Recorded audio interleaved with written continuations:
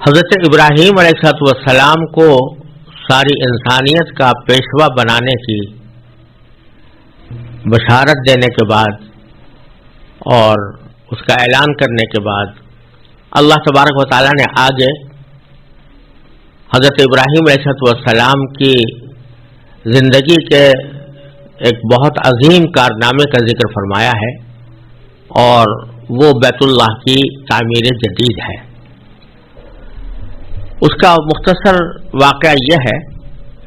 کہ حضرت ابراہیم علیہ السلام عراق سے ہجرت کر کے ملک شام میں آ بسے تھے، اور وہاں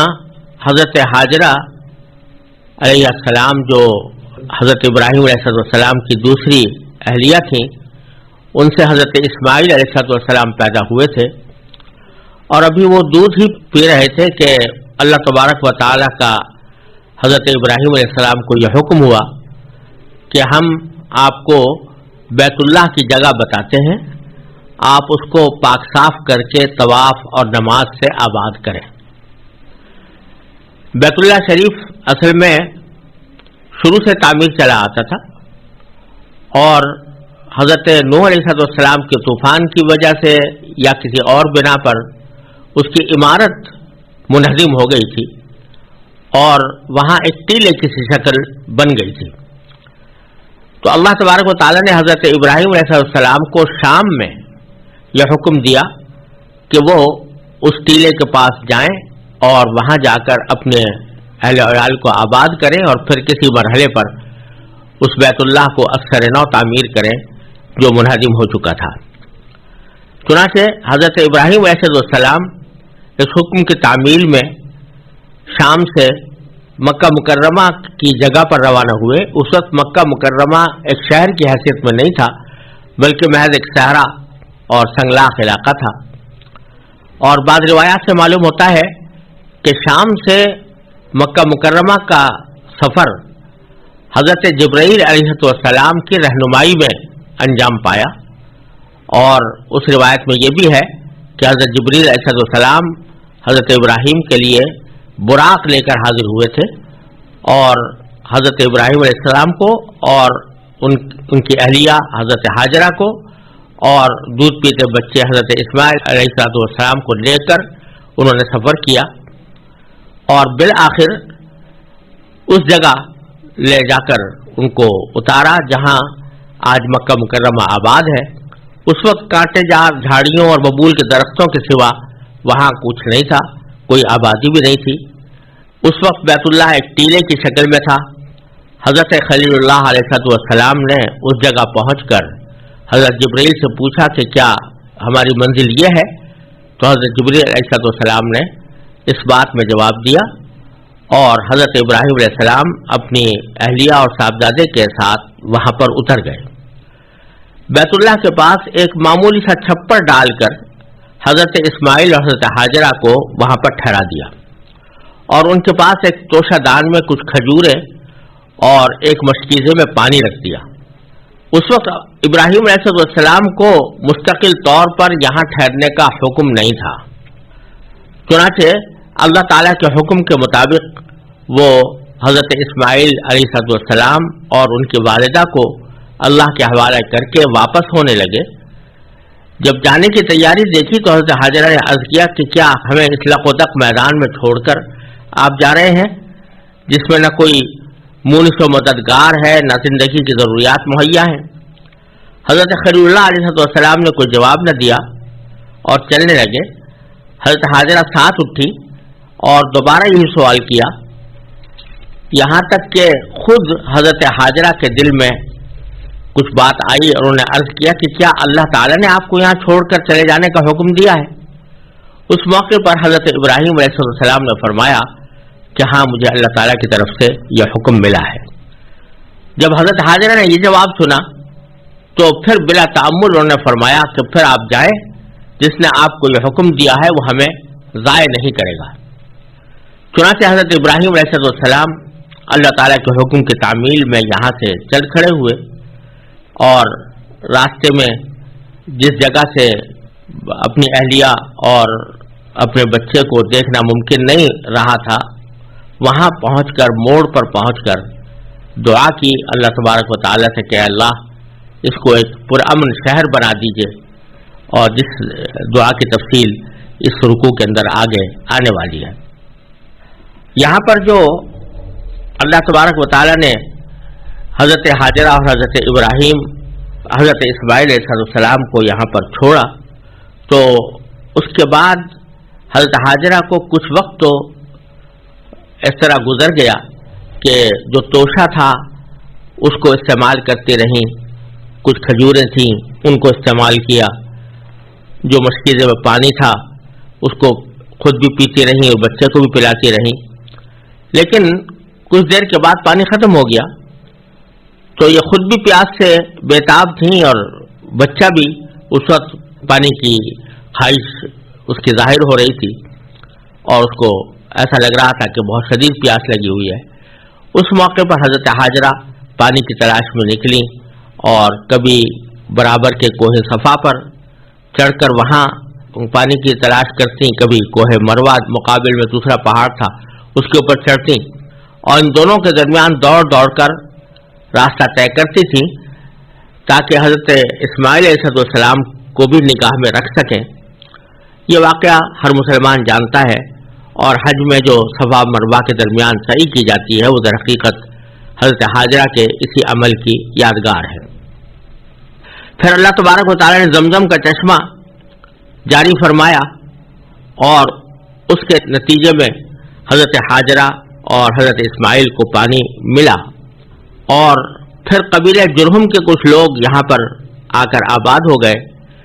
اور حضرت اسماعیل علیہ السلام جب بڑے ہوئے تو اسی قبیلہ بنو جرہم کی ایک خاتون سے ان کی شادی ہوئی، اور پھر یہاں رفتہ رفتہ ایک بستی آباد ہو گئی۔ صحیح بخاری کی ایک روایت میں ہے کہ ایک روز حضرت ابراہیم علیہ السلام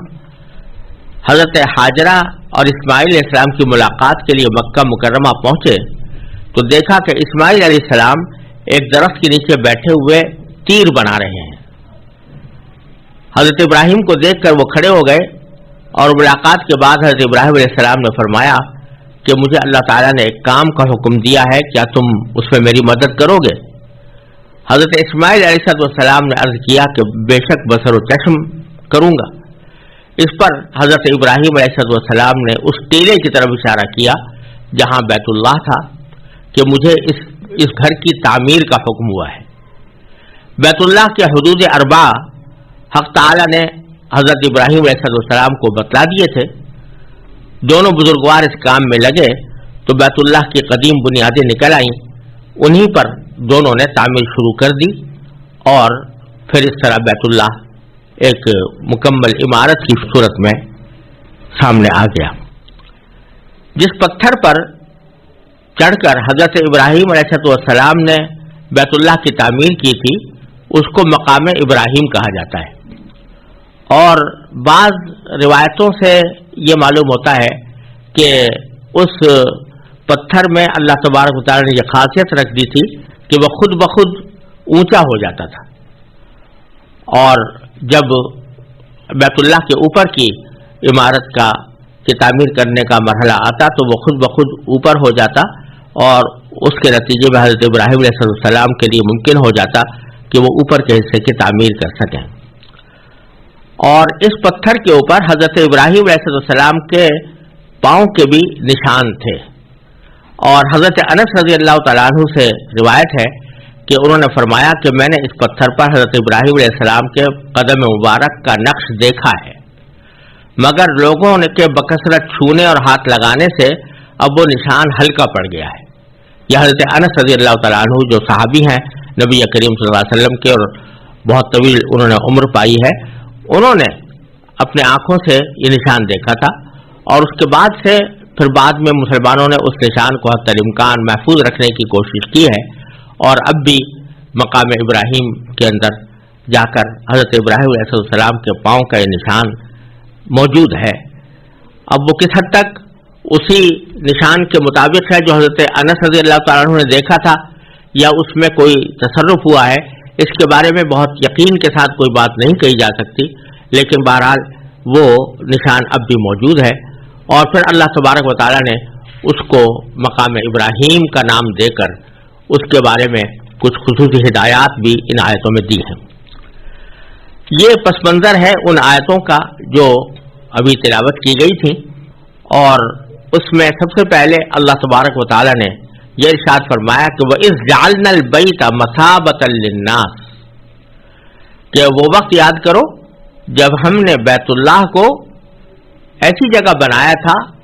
کہ لوگوں کے لیے ایسی جگہ بنایا تھا جس کی طرف وہ لوٹ لوٹ کر جائیں۔ مثابہ کا لفظ اللہ تبارک و تعالی نے بیت اللہ کے لیے استعمال کیا ہے، جس کا ترجمہ ہم نے اس طرح کیا کہ اس وقت کو یاد کرو جب ہم نے بیت اللہ کو لوگوں کے لیے ایسی جگہ بنایا جس کی طرف وہ لوٹ لوٹ کر جائیں۔ یعنی اللہ تبارک و تعالی نے بیت اللہ کے اندر یہ خاصیت رکھ دی ہے کہ جب کوئی شخص بیت اللہ کی زیارت کرتا ہے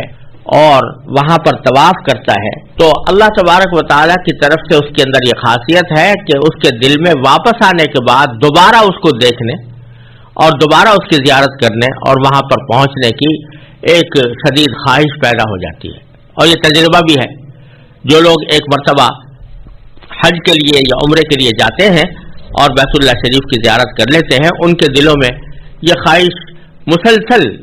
باقی رہتی ہے کہ وہ دوبارہ وہاں پر جائیں اور لوٹ لوٹ کر جائیں۔ اور دنیا کی دوسری جگہوں کے برخلاف ہاں کتنی ہی خوبصورت جگہ ہو، کتنا ہی حسین منظر ہو، کتنا ہی خوبصورت شہر ہو، اس میں عام طور سے یہ ہوتا ہے کہ آدمی اگر 2-4 مرتبہ چلا جائے، زیادہ سے زیادہ 5-10 مرتبہ چلا جائے تو اس کے بعد پھر دوبارہ وہاں پر جانے کی اور اس کو دیکھنے کی کوئی خواہش عام طور سے دل میں پیدا نہیں ہوتی۔ لیکن اللہ تبارک و تعالی نے بیت اللہ میں یہ خاصیت رکھی ہے کہ وہ باوجود کہ ایک بے آب و گیاہ وادی میں واقع ہے، سنگلاخ پہاڑ اس کے ارد گرد ہیں، کوئی خوبصورت منظر نہیں ہے، لیکن اس کے باوجود اللہ تبارک و تعالیٰ کی طرف سے اس میں ایک ایسی کشش ہے کہ لوگ ایک مرتبہ جانے کے بعد پھر بار بار وہاں پر جانے کی خواہش رکھتے ہیں۔ مثابہ کے ایک معنی تو یہ ہے جو میں نے ابھی عرض کیا کہ ایسی جگہ جس کی طرف لوگ لوٹ لوٹ کر جائیں۔ اس کے ایک دوسرے معنی بھی عربی میں ہو سکتے ہیں جس کا معنی ہے ثواب حاصل کرنے کی جگہ۔ تو اس صورت میں اس کا مطلب یہ ہوگا کہ ہم نے بیت اللہ کو لوگوں کے لیے ایسی جگہ بنایا جس سے وہ ثواب حاصل کر سکے۔ تو ثواب حاصل کرنے کا ایک طریقہ یہ ہے کہ وہاں جا کر اللہ تبارک و تعالیٰ کی عبادت کی جائے، نماز پڑھی جائے، طواف کیا جائے، اور اللہ تبارک و تعالیٰ نے اس کو ثواب حاصل کرنے کا خاص مقام اس طرح بھی عطا فرمایا کہ اگر آدمی کوئی عبادت بظاہر نہ کر رہا ہو، صرف بیت اللہ کی طرف دیکھ رہا ہو، تو بیت اللہ کی صرف زیارت کرنا اور دیکھنا بھی انسان کے لیے ثواب کا سبب ہوتا ہے۔ اس لیے خاص طور پر اس کو مثابہ اور ثواب حاصل کرنے کی جگہ ارشاد فرمایا گیا۔ اور دوسری صفت اس کی آگے یہ بیان فرمائی کہ وہ امنا، یعنی وہ سراپا امن، سراپا امن ہے، ایک ایسی جگہ ہے کہ جو انسانوں کے لیے، جانوروں کے لیے، سب کے لیے ایک امن کی جگہ ہے، مامون اور محفوظ جگہ ہے۔ مامون ہونے کی وجہ یہ ہے کہ اللہ تبارک و تعالی نے بیت اللہ کو اور بیت اللہ کے ارد گرد جو حدود حرم ہیں ان کے یہ احکام رکھے ہیں کہ اس میں کسی بھی قسم کی جنگ عام حالات میں جائز نہیں، کسی کو مارنا جائز نہیں، کسی جانور کا شکار کرنا جائز نہیں، کسی بھی شخص کو کوئی تکلیف پہنچانا جائز نہیں۔ البتہ کوئی استثنائی حالات ایسے ہو سکتے ہیں کہ کوئی دشمن وہاں پر چڑھ آئے اور اس کے مقابلے کے لیے ہتھیار اٹھانے پڑے، تو اس کی اجازت قرآن کریم میں دوسری جگہ دی ہے کہ وَلَا تُقَاتِلُوهُمْ عِنْدَ الْمَسْجِدِ الْحَرَامِ حَتَّى يُقَاتِلُوكُمْ فِيهِ فَإِنْ قَاتَلُوكُمْ فَاقْتُلُوهُمْ، کہ تم اس مسجد حرام کے ارد گرد تم قتال نہ کرو، یعنی لڑائی نہ کرو، ہاں البتہ اگر دوسرے لوگ آ کر تم پر جنگ مسلط کر دیں تو پھر اس صورت میں دفاع میں تم وہاں پر لڑ سکتے ہو۔ تو لڑائی بھی جائز نہیں اور کسی کو مارنا بھی جائز نہیں، یہاں تک کہ اگر کسی شخص نے جرم کر کے وہاں پر پناہ لے لی ہے تو امام ابو حنیفہ رحمۃ اللہ علیہ فرماتے ہیں کہ وہاں پر اس کو قتل نہیں کیا جائے گا. اگر فرض کرو شرعاً وہ واجب القتل بھی ہو تو وہاں پر قتل نہیں کیا جائے گا، بلکہ ایسے طریقے اختیار کیے جائیں گے کہ وہ حدود حرم سے باہر آنے پر مجبور ہو جائے اور پھر حدود حرم سے باہر جا کر اس کو قتل کیا جائے گا. اس لیے کہ اللہ تبارک و تعالیٰ نے اس جگہ کو امن کی جگہ قرار دیا ہے، اور یہ انسانوں کے لیے بھی امن کی جگہ ہے، جانوروں کے لیے بھی امن کی جگہ ہے. تو شروع میں اللہ تبارک و تعالیٰ نے بیت اللہ کی دو صفتیں بیان فرمائی ہیں کہ بیت اللہ کی عظمت سب سے پہلے تو اس وجہ سے ہے کہ اللہ تبارک و تعالیٰ نے اس کو اپنا گھر قرار دیا، اور دوسرے یہ کہ اس کے اندر یہ خاصیت رکھ دی کہ لوگ لوٹ لوٹ کر اس کے پاس جائیں، اور تیسرے یہ کہ وہ امن و امان کی جگہ ہے، اور وہاں پر جا کر نہ صرف انسان بلکہ جانور بھی محفوظ اور مامون ہو جاتے ہیں. ان کی جان کی حفاظت کا اللہ تبارک و تعالیٰ نے اس طرح ذمہ لے رکھا ہے. یہ اہمیت بیان کرنے کے بعد پھر مقام ابراہیم کی اہمیت بیان فرمائی اور فرمایا کہ واتخذوا من مقام ابراہیم مصلی، کہ اور تم مقام ابراہیم کو نماز پڑھنے کی جگہ بنا لو. جیسا میں نے ابھی عرض کیا، مقام ابراہیم اس پتھر کا نام ہے جس پر چڑھ کر حضرت ابراہیم علیہ السلام نے بیت اللہ کی تعمیر کی تھی، اور اس پر ان کے پاؤں کے نشان بھی موجود ہیں. اس مقام ابراہیم کو اللہ تبارک و تعالیٰ نے یہ اعزاز عطا فرمایا کہ اس کے بارے میں فرمایا کہ اس کو نماز پڑھنے کی جگہ بنا لو، یعنی وہاں پر نمازیں پڑھا کرو. اب اس میں بعض نمازیں تو ایسی ہیں کہ جو واجب ہیں، مقام ابراہیم کے آس پاس پڑھنا واجب ہے. مثلا وہ 2 رکعتیں جو ہر طواف کے بعد انسان کے ذمہ واجب ہوتی ہیں، ان کے بارے میں سنت یہ ہے کہ وہ مقام ابراہیم کے پیچھے اس طرح پڑھی جائیں کہ مقام ابراہیم نماز پڑھنے والے اور کعبے کے درمیان آ جائے. یعنی اس طرح نماز پڑھے آدمی کہ مقام ابراہیم کے پیچھے کھڑا ہو اور اس کے سامنے مقام ابراہیم ہو اور مقام ابراہیم کے پیچھے بیت اللہ شریف ہو. اس طرح نماز پڑھنا سنت ہے. البتہ اگر کسی کو وہاں پر جگہ نہ ملے یا کوئی اور دشواری ہو تو مقام ابراہیم کے علاوہ پورے حرم کے اندر بھی، پورے مسجد حرام میں بھی کسی بھی جگہ یہ 2 رکعتیں پڑھی جا سکتی ہیں، اور اگر وہاں پر بھی پڑھ لی جائیں گی تو واجب ادا ہو جائے گا. بلکہ اگر مسجد حرام سے باہر حدود حرم میں پڑھ لی جائیں، کسی بھی حدود حرم کے علاقے میں پڑھ لی جائیں تو بھی یہ 2 رکعتیں ادا ہو جاتی ہیں. البتہ حدود حرم سے باہر پڑھنا ان کا مکروہ ہے. لیکن اگر فرض کرو کوئی شخص بھول گیا یا کوئی دشواری پیش آئی جس کی وجہ سے وہ حدود حرم میں ادا نہ کر سکا اور جا کر حدود حرم سے باہر جا کر دنیا کے کسی بھی مقام پر جا کر یہ 2 رکعتیں طواف کے بعد کی پڑھ لی تو بھی وہ رکعتیں ادا ہو جاتی ہیں، اور اس کے اوپر کوئی دم واجب نہیں ہوتا، یعنی کوئی اس کا فدیہ یا کوئی قربانی اس کی وجہ سے کرنی نہیں پڑتی. پھر آگے اللہ تبارک و تعالیٰ یہ بتلا رہے ہیں کہ اس بیت اللہ کی جس میں مقام ابراہیم بھی موجود ہے، اس کی تعمیر کس طرح ہوئی تھی. تو فرمایا وَعَهِدْنَا إِلَىٰ إِبْرَاهِيمَ وَإِسْمَاعِيلَ أَن طَهِّرَا بَيْتِيَ لِلطَّائِفِينَ وَالْعَاكِفِينَ وَالرُّكَّعِ السُّجُودِ. وَعَهِدْنَا إِلَىٰ إِبْرَاهِيمَ وَإِسْمَاعِيلَ، اور ہم نے ابراہیم اور اسماعیل کو یہ تاکید کی تھی کہ طَهِّرَا بَيْتِي، کہ تم دونوں میرے گھر کو پاک کرو، للطائفین طواف کرنے والوں کے لیے، والعاکفین اور اعتکاف میں بیٹھنے والوں کے لیے، والرکع اور رکوع کرنے والوں کے لیے، اور السجود سجدہ کرنے والوں کے لیے. یعنی ان لوگوں کے لیے پاک کرو جو یہاں طواف کریں اور اعتکاف میں بیٹھیں اور رکوع اور سجدہ بجا لائیں. پاک کرنے سے مراد یہ ہے کہ اس کا مطلب یہ بھی ہے کہ بیت اللہ تو پہلے سے موجود ہے، ٹیلے کی شکل میں اس وقت موجود تھا، تو اس کو ایک باقاعدہ عمارت کی شکل دیں، اور عمارت کی تعمیر کرنے کے بعد اس کو ظاہری طور پر بھی صاف ستھرا رکھیں اور اس کو کفر اور شرک کی نجاست سے پاک رکھیں. یعنی اس کو کفر اور شرک اس کے اندر نہ آنے پائے، وہ خالصتاً اللہ तबारक व तआला की इबादत के लिए वक्फ हो और अल्लाह ताला की तौहीद का अकीदा रखने वाले वहां पर अल्लाह ताला की इबादत अंजाम दें। और फिर आगे हजरत इब्राहीम अलैहिस्सलाम की उस दुआ का जिक्र है जिसकी तरफ मैंने इब्तिदा में इशारा किया था कि जब हजरत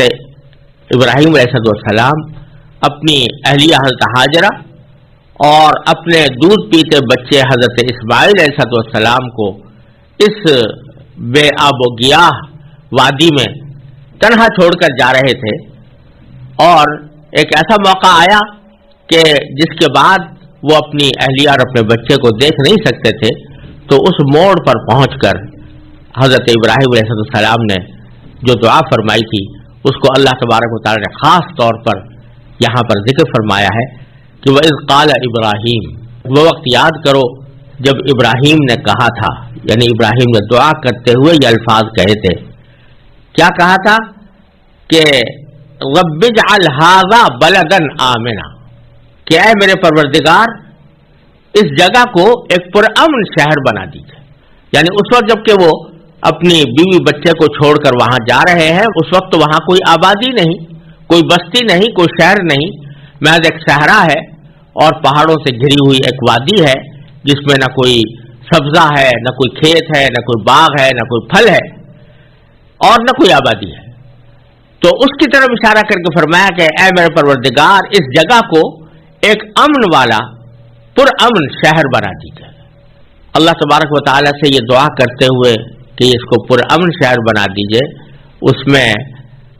ये दुआ का ये मफ़हूम भी दाखिल है कि ये जगह हरम होगी और इसमें किसी को मारना जायज़ नहीं होगा। और दूसरी तरफ इसमें इस बात की तरफ भी एक इशारा है कि किसी शहर के लिए सबसे बड़ी खुसूसियत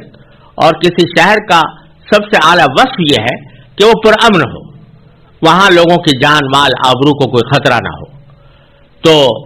हज़रत इब्राहीम अलैहिस्सलाम ने इस मक्का मुकर्रमा के शहर के बारे में भी ये दुआ फरमाई कि इसको ऐसा शहर बना दीजिए जो अमन वाला हो, जिसमें लोगों को अमन व सुकून नसीब हो। और फिर आगे फरमाया वर्जुक अहलहू मिनस समरात, ये फरमाया कि इसके बसने वालों को फलों, मुख्तलिफ फलों का रिज़्क़ अता फरमाइए। यहाँ ये नहीं फरमाया कि यहाँ पर बाग उगा दीजिए या खेत उगा दीजिए या यहाँ पर पैदावार इसी जगह पर कर दीजिए, अलबत्ता ये फरमाया कि जो यहाँ पर रहने वाले हैं उनको फल इनको अता फरमाइए और ऐसा ना हो कि इस बेआबोगियाह वादी में रहने की वजह से ये आपकी इस नेमत से महरूम रह जाएं। तो इनको आप तरह तरह के समरात अता फरमाइए, किस्म किस्म के फलों से रिज़्क़ अता फरमाइए। तो इसके नतीजे में अल्लाह तबारक व तआला ने ये करिश्मा हर एक शख्स को आंखों से दिखाया है कि अगरचे यहाँ कोई खेती नहीं होती, मक्का मुकर्रमा में कोई बाग नहीं है जिसमें फल उगते हों, लेकिन सारी दुनिया के फल वहाँ इस इफरात के साथ मिलते हैं कि शायद दुनिया में किसी और जगह इस इफरात के साथ इतने फल न मिलते हों। और उसका एक ज़ाहिरी सबब तो यह है कि मक्का मुकर्रमा से कुछ ही फासले पर ताइफ का शहर है जहाँ पर अल्लाह तबारक व तआला ने मुख्तलिफ किस्म के बागात उगाए हैं और वो फल वहाँ पहुँचते हैं। और फिर जैसा कि कुरान करीम ने दूसरी जगह फरमाया युजबा इलैहि समरातु कुल्ली शै, कि इसकी तरफ खींच खींच कर लाए जाते हैं हर चीज़ के समरात। तो वो मुशाहदा होता है कि अल्लाह तबारक व तआला अपने फजल व करम से दुनिया भर से हर किस्म की पैदावार, हर किस्म के फल और इतने मुतनव्वे किस्म के फल जो दुनिया में यकजा शायद कहीं और न मिलते हों, वो अल्लाह तबारक व तआला के फजल व करम से मक्का मुकर्रमा के अंदर पाए जाते हैं। फिर आगे ये फरमाया कि मैं जिन बाशिंदों की लिए दुआ कर रहा हूँ कि इनको फल दीजिए तरह तरह के, उन बाशिंदों से अपनी मुराद भी बता दी कि मन आमन मिनहुम बिल्लाहि वल यौमिल आखिर,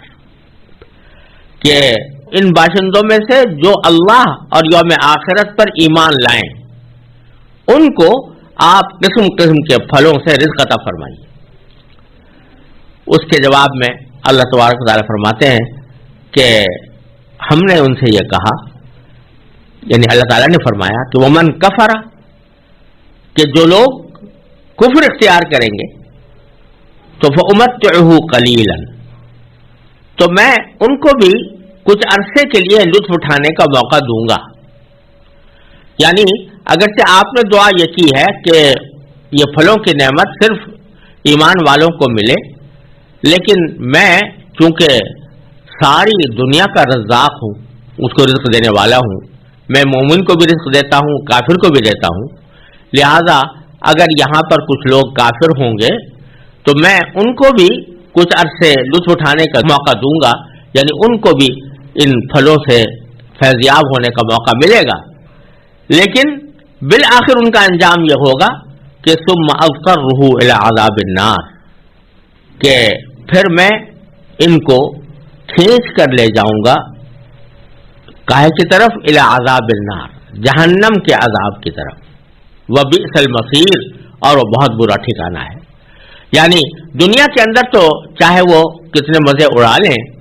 اور میں جو کچھ ان کو عطا کروں گا اس سے وہ جتنا چاہے فائدہ اٹھا لیں، لیکن یہ فائدہ اٹھانا کچھ مدت ہی کے لیے ہوگا، یعنی ان کی زندگی کی مدت کے لیے، یا اس مدت کے لیے جب تک میں چاہوں گا اس وقت تک ان کو ان نعمتوں سے بھی سرفراز کروں گا، لیکن بالآخر اگر انہوں نے کفر کو نہ چھوڑا اور توحید پر ایمان نہ لائے تو بالآخر میں ان کو کھینچ کر جہنم کے عذاب کی طرف لے جاؤں گا،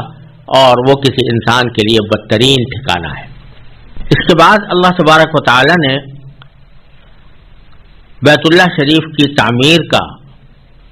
واقعہ بیان فرمایا ہے، اور بڑے پر اثر انداز میں یہ ذکر فرمایا ہے کہ حضرت ابراہیم علیہ السلام نے اس کو کس طرح تعمیر کیا اور اس وقت کون سی دعائیں ان کی زبان پر تھیں۔ چنانچہ تو پہلے تو فرمایا وَإِذْ يَرْفَعُ إِبْرَاهِيمُ الْقَوَاعِدَ مِنَ الْبَيْتِ، یعنی اس وقت کو یاد کرو جب ابراہیم علیہ السلام بیت اللہ کی بنیادیں اٹھا رہے تھے، وہ اسماعیل، اور اسماعیل بھی ان کے ساتھ تھے۔ یہ جملہ اللہ تبارک و تعالی نے ارشاد فرمایا، اور اس میں دو باتیں ہمارے لیے بڑی اہم ہیں۔ ایک تو یہ کہ اللہ تبارک و تعالی نے یہ فرمایا کہ ابراہیم اور اسماعیل علیہ السلام کعبے کی بنیادیں اٹھا رہے تھے، یہ نہیں فرمایا کہ کعبے کی تعمیر کر رہے تھے۔ اس میں اشارہ اس بات کی طرف ہے کہ حضرت ابراہیم علیہ السلام کعبہ شریف کے پہلے بنانے والے نہیں ہیں، پہلے تعمیر کرنے والے نہیں ہیں۔ ایسا نہیں ہے کہ آپ سے پہلے یہاں پر کوئی بیت اللہ موجود نہ ہو، بلکہ آپ سے پہلے بھی بیت اللہ موجود تھا، اس کی بنیادیں قائم تھیں، لیکن ان بنیادوں کو چونکہ اس کے اوپر مختلف حوادث گزر چکے تھے، ان بنیادوں کے اوپر جو تعمیر تھی وہ تعمیر منہدم ہو چکی تھی، اس لیے اللہ تبارک و تعالی نے حضرت ابراہیم علیہ السلام کو یہ حکم دیا کہ وہ ان بنیادوں کے اوپر اثر نو تعمیر فرمائے۔ تو بنیادیں موجود تھیں، ان بنیادوں کو آپ اٹھا رہے تھے۔ تو اسی کی طرف ایک اور آیت سورہ حج کے اندر اللہ تبارک و تعالی نے ارشاد فرمایا وَإِذْ بَوَّأْنَا لِإِبْرَاهِيمَ مَكَانَ الْبَيْتِ، یعنی اس وقت کو یاد کرو جب ہم نے ابراہیم علیہ السلام کے لیے بیت اللہ کی جگہ متعین کر کے ان کو بتا دی تھی اور وہاں پر ان کو ٹھہرایا تھا۔ تو معلوم ہوا کہ بیت اللہ اس سے پہلے موجود تھا۔ اب کتنا پہلے موجود تھا، سب سے پہلے کس نے تعمیر کی اور کس وقت کی، اس کے بارے میں کوئی صحیح اور مستند اور قوی روایت حدیث میں منقول نہیں ہے۔ البتہ کچھ روایات سے معلوم ہوتا ہے کہ سب سے پہلے اس کی تعمیر حضرت آدم علیہ السلام نے کی، اور آدم علیہ السلام کے بعد یہ تعمیر طوفان نوح تک باقی رہی، اور طوفان نوح میں منہدم ہو جانے کے بعد سے ابراہیم علیہ السلام کے زمانے تک یہ ٹیلے کی صورت میں چلی آتی تھی۔ حضرت ابراہیم علیہ السلام نے اثر نو تعمیر فرمائی۔ اس کے بعد اس تعمیر میں کچھ ٹوٹ پھوٹ تو ہوتی رہی ہے اور ہمیشہ ہوتی رہی ہے، لیکن مکمل طور سے یہ عمارت منہدم نہیں ہوئی۔ حضرت صلی اللہ علیہ وسلم کی بعثت سے قبل مکہ مکرمہ کے قریشیوں نے اس کو منہدم کر کے اثر نو تعمیر کیا، جس کی تعمیر میں خود نبی کریم سرور دو عالم صلی اللہ علیہ وسلم نے بھی شرکت فرمائی۔ بہرحال یہ جو فرمایا گیا کہ جب ابراہیم بنیادیں اٹھا رہے تھے اس وقت کا تصور کرو، اس وقت کو یاد کرو، یعنی وہ بڑا عجیب منظر تھا، بڑا سبق آموز منظر تھا جب حضرت ابراہیم علیہ السلام اور اسماعیل علیہ السلام بیت اللہ کی تعمیر کر رہے تھے۔ دوسرا نقطہ اس جملے میں یہ ہے کہ اگرچہ بیت اللہ کی تعمیر میں حضرت ابراہیم اور حضرت اسماعیل علیہ السلام دونوں یکساں طور پر شریک تھے، لیکن اللہ تبارک و تعالی نے یہاں بنیادیں اٹھانے کی نسبت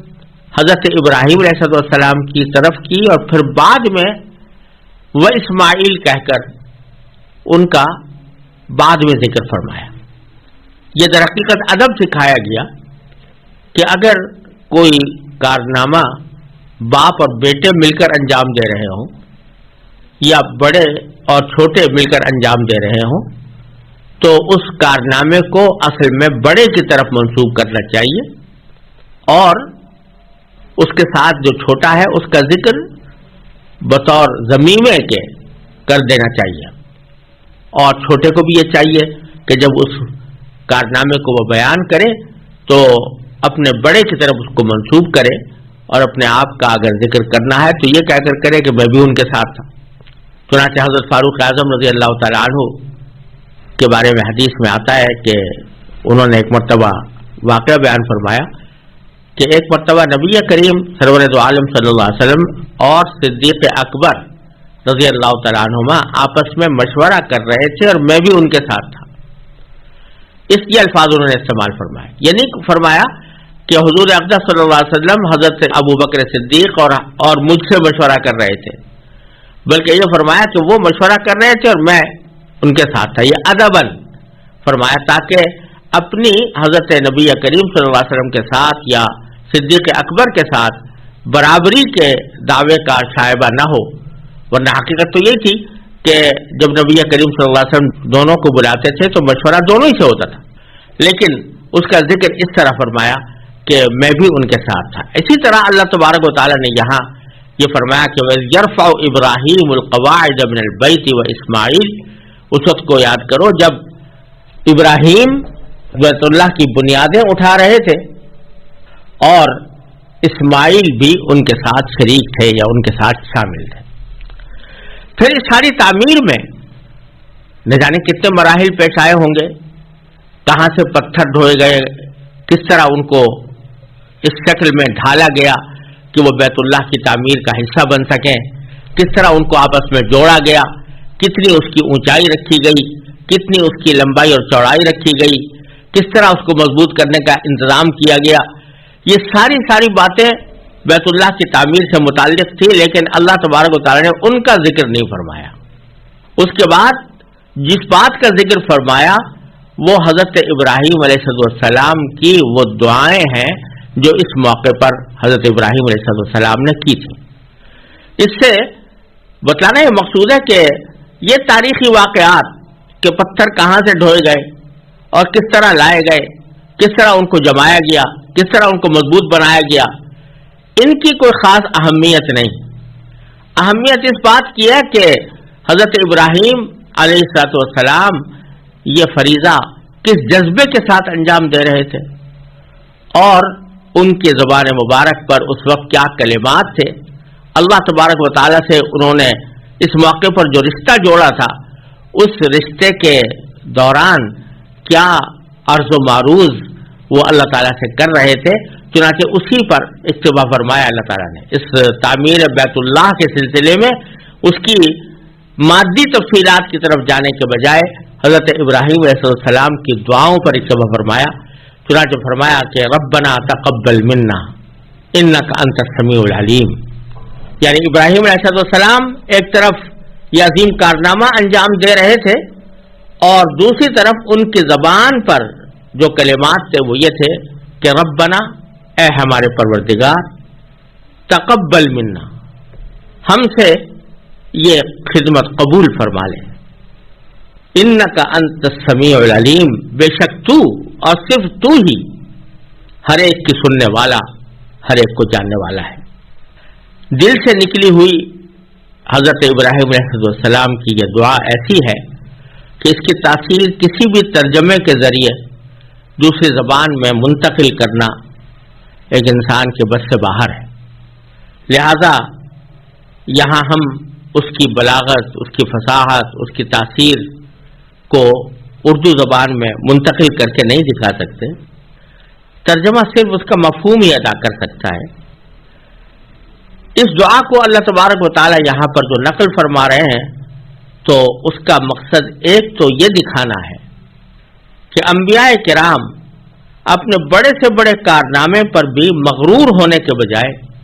اللہ تبارک و تعالی کے حضور اور زیادہ عجز و نیاز کا مظاہرہ فرماتے ہیں، اور اپنے کارنامے کا تذکرہ کرنے کے بجائے اپنی ان کوتاہیوں پر توبہ مانگتے ہیں جو اس کام کی ادائیگی میں ان سے سرزد ہونے کا امکان ہو۔ یعنی کوئی اور ہوتا تو اپنے اس کارنامے کے اوپر مغرور ہوتا، اس کا سر فخر سے بلند ہوتا، اس کی گردن تنی ہوئی ہوتی کہ میں نے اتنا عظیم الشان کارنامہ انجام دیا، لیکن حضرت ابراہیم علیہ السلام عجز و نیاز کا مظاہرہ کرتے ہوئے فرما رہے ہیں کہ اے ہمارے پروردگار، ہم سے یہ خدمت قبول فرما لے، اور یہ فرمایا کہ آپ ہی ہر بات کو سننے والے، ہر بات کو جاننے والے ہیں۔ پھر آگے فرمایا ربنا وجعلنا مسلمین لک ومن ذریتنا امۃ مسلمۃ لک، اے ہمارے پروردگار، ہمیں اپنا مکمل فرما بردار بنا لے، ومن ذریتنا، اور ہماری نسل سے بھی امۃ مسلمۃ لک، ایسی امت پیدا کر جو تیری پوری تابع دار ہو، وَأَرِنَا مَنَاسِكَنَا، اور ہم کو ہماری عبادتوں کے طریقے سکھا دے، وَتُبْ عَلَيْنَا، اور ہماری توبہ قبول فرما لے، إِنَّكَ أَنْتَ التَّوَّابُ، بے شک تو اور صرف تو ہی معاف کرنے کا خوگر، الرحیم، اور بڑی رحمت کا مالک ہے۔ تو یہاں اللہ تبارک و تعالیٰ سے جو عرض کی جا رہی ہے وہ یہ کہ اللہ، یہ خدمت جس کی توفیق آپ نے ہی عطا فرمائی، یہ خدمت اگرچہ آپ کے مقدس گھر کی خدمت ہے، لیکن اس خدمت کا جو حق ہونا چاہیے تھا وہ ہم اس کو ادائیگی سے قاصر ہیں، لہذا اپنے فضل و کرم سے اس کو قبول فرما لے، اور اس کی ادائیگی میں اگر ہم سے کوئی کوتاہی ہوئی ہے تو اس کو معاف بھی فرما دے۔ اور یہ فرمایا کہ اس کا انعام کیا چاہیے؟ انعام یہ چاہیے کہ ربنا وجعلنا مسلمین لک، اے ہمارے پروردگار، ہم دونوں کو اپنا مکمل فرما بردار بنا لے، اور ہماری ذریت سے بھی ایسی امت پیدا فرما جو تیری پوری تابع دار ہو۔ اور پھر بھی فرما دیا کہ وَأَرِنَا مَنَاسِكَنَا، یعنی ہم نے بیت اللہ تعمیر تو کر دیا، لیکن اس تعمیر کی آبادی در حقیقت آپ کی عبادت سے ہوگی،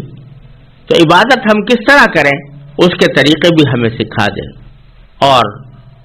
وَتُبْ عَلَيْنَا، ہماری توبہ بھی قبول فرما لے، إِنَّكَ أَنْتَ التَّوَّابُ الرَّحِيمُ۔ اور پھر اس کے ساتھ ہی حضرت ابراہیم علیہ السلام نے یہ دعا بھی مانگی، اور بڑی دور اندیشی کے ساتھ مانگی کہ اگرچہ بیت اللہ تعمیر کیا جا رہا ہے اور یہاں پر لوگ آ کر اللہ تبارک و تعالیٰ کی عبادت میں مصروف ہوں گے، لیکن کہیں ایسا نہ ہو کہ مرور زمانہ سے، یعنی زمانے دراز کے گزر جانے سے ان لوگوں کے اندر پھر گمراہیاں پیدا ہو جائیں، پھر یہ اللہ تعالیٰ کے راستے سے ہٹ جائے، لہذا یہاں دعا یہ فرمائی کہ اے پروردگار ان لوگوں میں جو یہاں اس بیت اللہ کے ارد گرد آباد ہوں ان کے اندر اپنی طرف سے ایک پیغمبر بھی بھیجیے گا، اور اس سے مراد نبی کریم سرور دو عالم صلی اللہ علیہ وسلم ہے۔ وہ پیغمبر کیسا ہو، اس کے فرائض منصبی کیا ہوں اور وہ کیا خدمات انجام دے، اس کی تفصیل اگلی آیت میں ہے۔ چنانچہ اس پیغمبر کی صفات بیان کرتے ہوئے سب سے پہلے تو یہ فرمایا کہ منہم، یعنی وہ پیغمبر جو آپ بھیجیں وہ انہی میں سے ہو، یعنی جن لوگوں کے درمیان بھیجے جا رہے ہیں انہی کے ایک فرد ہو۔ یہ اس لیے فرمایا کہ پیغمبر اگر کسی دوسری قوم سے آ جائے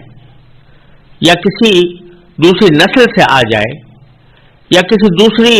فطرت لیے ہوئے آ جائے تو وہ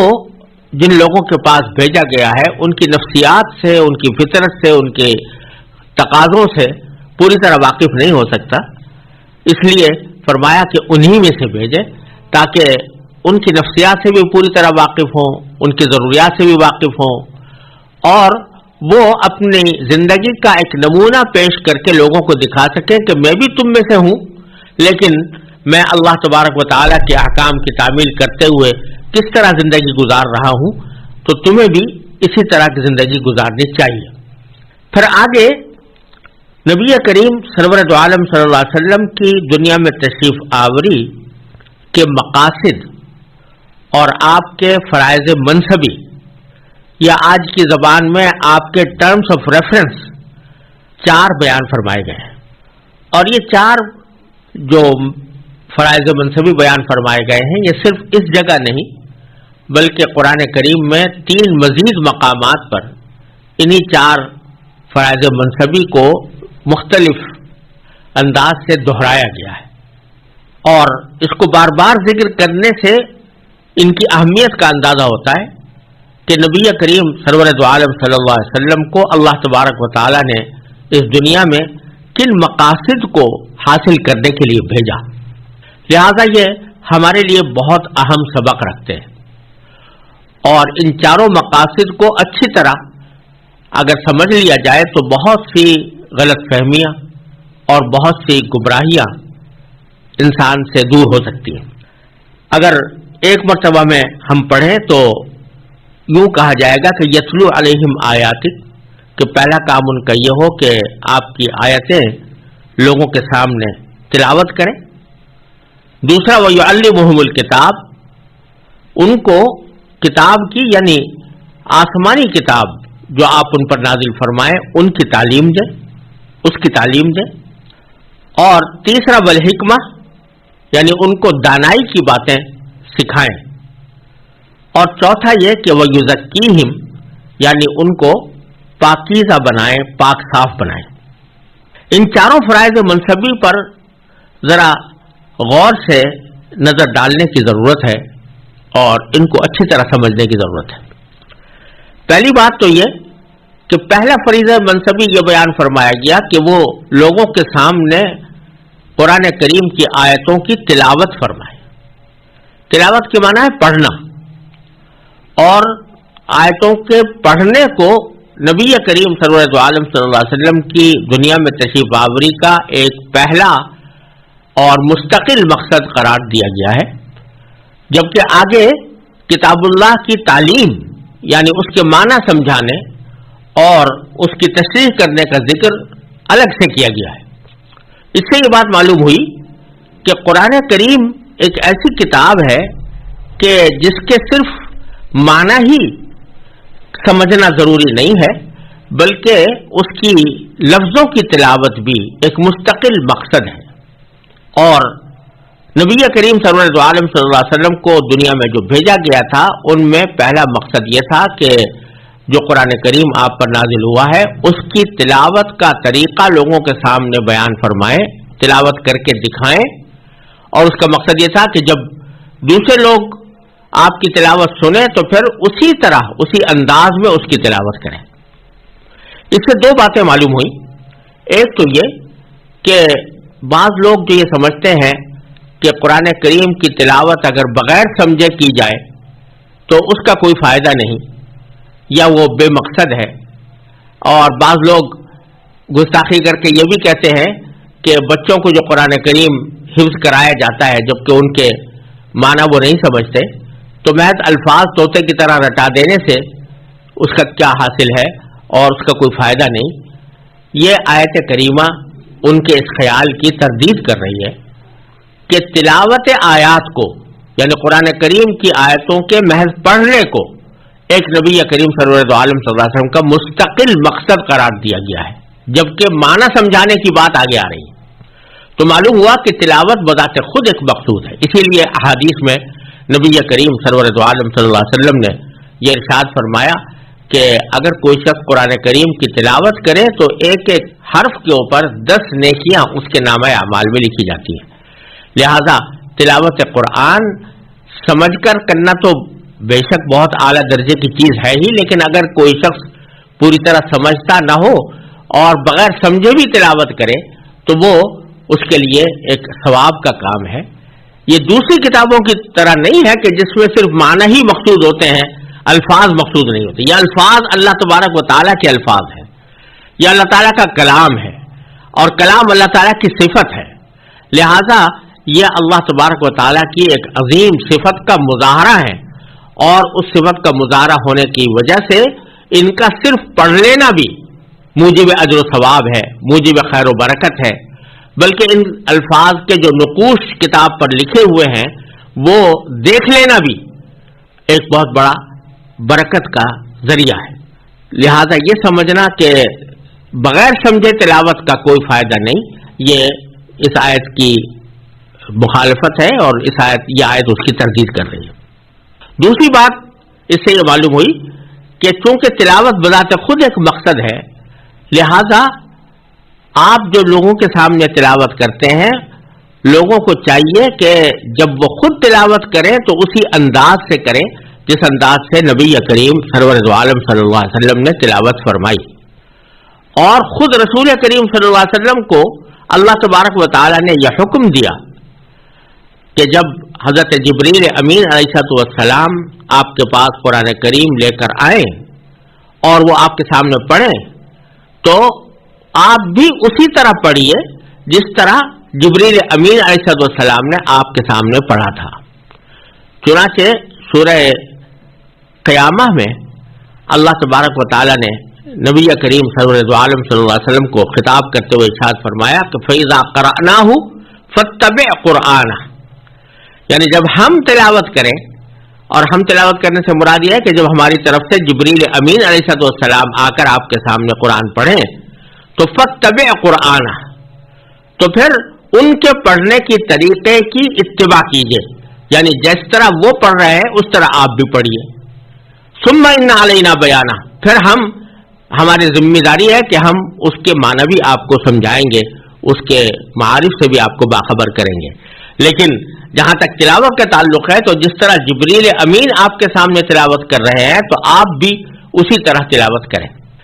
تو نبی کریم صلی اللہ علیہ وسلم اس طرح تلاوت فرماتے تھے جس طرح جبریل امین علیہ السلام نے آپ کے سامنے تلاوت کی، اور پھر امت کو بھی حکم یہ ہے کہ جب وہ قرآن کریم کی تلاوت کرے تو اسی طرح کرے جس طرح نبی کریم سرور عالم صلی اللہ علیہ وسلم نے تلاوت فرمائی۔ اور اس امت محمدیہ علی صاحب الصلاۃ والسلام کی ایک بہت بڑی محبت اور عشق کا ایک تقاضا ہے اور اس کا مظاہرہ ہے کہ اس امت نے نبی کریم صلی اللہ علیہ وسلم کی تلاوت کے طریقے کو نہ صرف محفوظ رکھا بلکہ اس کو ایک مستقل علم کی بنیاد بنا دیا۔ وہ علم تجوید کہلاتا ہے۔ تجوید کے معنی ہے قرآن کریم کو اچھی طرح پڑھنا، یعنی اس طرح پڑھنا جس طرح نبی کریم سرور عالم صلی اللہ علیہ وسلم نے پڑھا۔ یہ علم تجوید ایسا علم ہے کہ جس کی کوئی نظیر کسی دنیا کی زبان، کسی مذہب و ملت میں موجود نہیں، اور وہ اسی لیے ایجاد کیا گیا، اسی لیے اس کو وضع کیا گیا کہ قرآن کریم کی تلاوت اس طرح کی جائے جس طرح نبی کریم صلی اللہ علیہ وسلم نے فرمائی، اور اس میں یہ بات واضح طریقے پر بتا دی گئی کہ کون سا حرف کس جگہ سے نکلے گا اور کس طرح اس کو ادا کیا جائے گا. غالباً دنیا کی کسی بھی زبان میں ایسا کوئی علم موجود نہیں ہے کہ جس میں یہ تفصیل بتائی گئی ہو کہ اس زبان کا فلاں حرف منہ کے کس حصے سے نکلے گا اور کس حصے سے نکالا جائے تو وہ درست ہوگا اور کون سے حصے سے نکالا جائے تو غلط ہوگا. ایسا کوئی علم کم از کم میرے علم میں نہیں ہے کہ دنیا کی کسی اور زبان میں ہو. لیکن کیونکہ امت محمدیہ علیہ صاحب الصلاۃ والسلام کو تلاوت کا حکم دیا گیا تھا اور تلاوت میں نبی کریم صلی اللہ علیہ وسلم کی طریقے کی اتباع کا حکم دیا گیا تھا، اس واسطے اس امت نے قرآن کریم میں جتنے حروف استعمال ہوئے ہیں ان میں سے ہر حرف کے ادائیگی کا مکمل طریقہ باقاعدہ فن کی صورت میں محفوظ کر دیا. اس میں مذکور ہے کہ با کہاں سے نکلے گی، سا کہاں سے نکلے گی، سین اور سا میں کیا فرق ہوگا، سین اور صاد میں کیا فرق ہوگا، زال اور زا میں کیا فرق ہوگا، اور ضا اور ضاد میں کیا فرق ہوگا، کس کس طریقے سے ان کو نکالا جائے گا، کس طرح ان کو ادا کیا جائے گا. یہ ساری تفصیلات علم تجوید کے اندر موجود ہیں اور وہ علم تجوید در حقیقت صحابہ کرام رضی اللہ تعالی عنہم نے نبی کریم صلی اللہ علیہ وسلم سے سیکھا اور صحابہ کرام سے تابعین نے، تابعین سے تبع تابعین نے، اور اسی طرح وہ سینہ بسینہ ہم تک چلا آیا ہے، جس کے نتیجے میں اس کی عملی مشق بھی تجوید کے اندر کرائی جاتی ہے. اور یہ ہر مسلمان کے ذمے ایک لازمی فریضہ ہے کہ وہ اس علم کو بقدر ضرورت حاصل کرے، یعنی وہ جانے کہ میں قرآن کریم کے الفاظ کو کس طرح پڑھوں. کیونکہ قرآن کریم کی تلاوت تو بذات خود ثواب کا کام ہے ہی، لیکن نماز تو فریضہ ہے اور ہر نماز کے اندر کچھ نہ کچھ قرآن کریم کی تلاوت ہر انسان کو کرنی ہوتی ہے. سورہ فاتحہ مثلا بغیر سورہ فاتحہ کے پہلی 2 رکعتوں میں اگر سورہ فاتحہ نہ پڑھی جائے تو نماز ہی نہیں ہوتی. تو اسی طرح سورہ فاتحہ کے بعد بھی کچھ نہ کچھ کوئی سورت تلاوت کی جاتی ہے. تو قرآن کریم کی تلاوت نماز کا ایک حصہ ہے، اور اگر وہ تلاوت صحیح نہ ہو اور اس میں بعض اوقات اگر ایسی غلطی ہو جائے کہ جس سے معنی ہی بدل جائے تو نماز ہی خراب ہو جاتی ہے، نماز فاسد ہو جاتی ہے. لہذا ہر مسلمان کے ذمہ ضروری ہے کہ وہ قرآن کریم کی پڑھنے کی طریقے کو یعنی تجوید کو بقدر ضرورت حاصل کرے. اور یہ کوئی اتنا بڑا مسئلہ بھی نہیں ہے، اس لیے کہ قرآن کریم میں جتنے حروف استعمال ہوئے ہیں ان کی تعداد کل 29 حروف ہے، اور 29 حروف ہیں. صرف ان میں سے ہر حرف کو ادا کرنے کا طریقہ آدمی سیکھ لے اور اس کی مشق کر لے تو پھر تجوید کا علم بقدر ضرورت اس کو حاصل ہو گیا. اگر بالفرض کوئی شخص ہر روز ایک حرف کو ادا کرنے کی صحیح مشق کر لے تو 29 دن کے اندر پورے قرآن کریم کے حروف کا احاطہ ہو جاتا ہے، اور پھر اس کو درست کرنے کے نتیجے میں اس کی تلاوت بھی درست ہو جاتی ہے. لہذا اس آیت کریمہ میں جو نبی کریم سرورت عالم صلی اللہ علیہ وسلم کا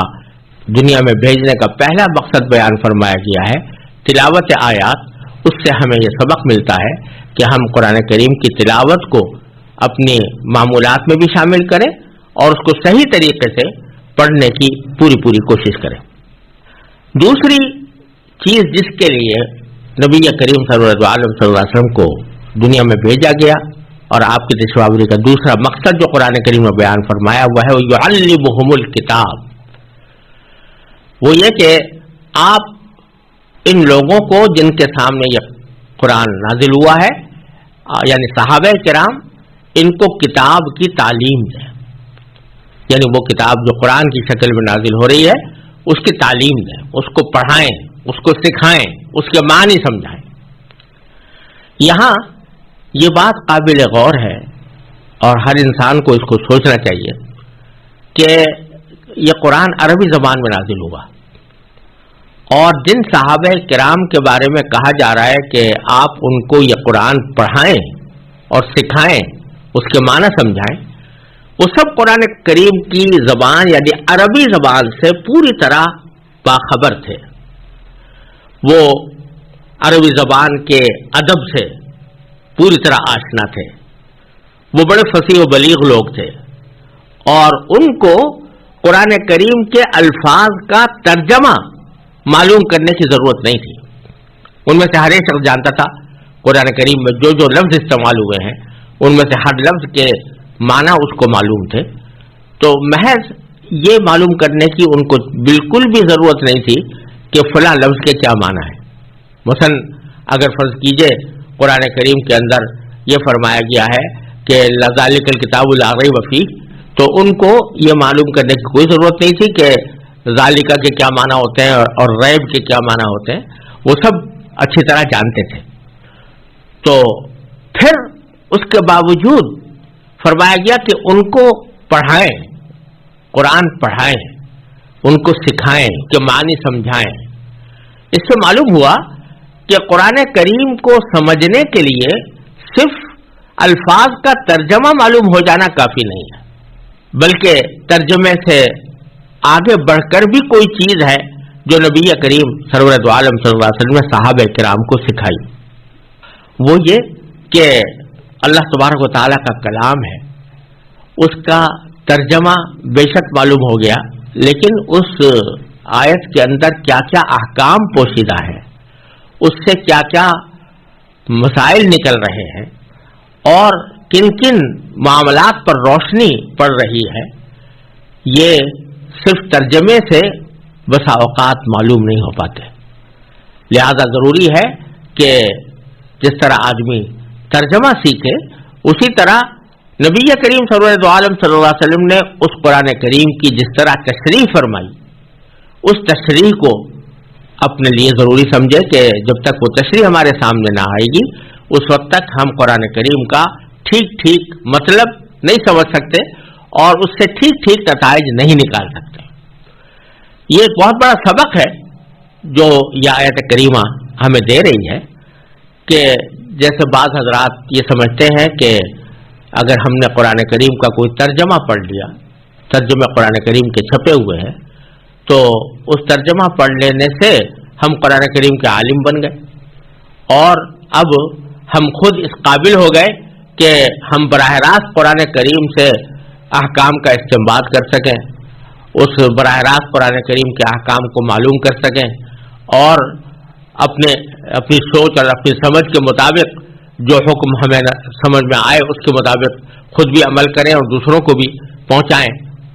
تو یہ خیال اس لیے غلط ہے کہ محض ترجمے کی بات نہیں. ترجمہ اگر کافی ہوتا تو پھر نبی کریم صلی اللہ علیہ وسلم کو عربوں کو قرآن پڑھانے کی ضرورت نہیں تھی. آپ نے قرآن پڑھایا تو اس کے معنی یہ کہ اس کے معنی بھی سمجھائے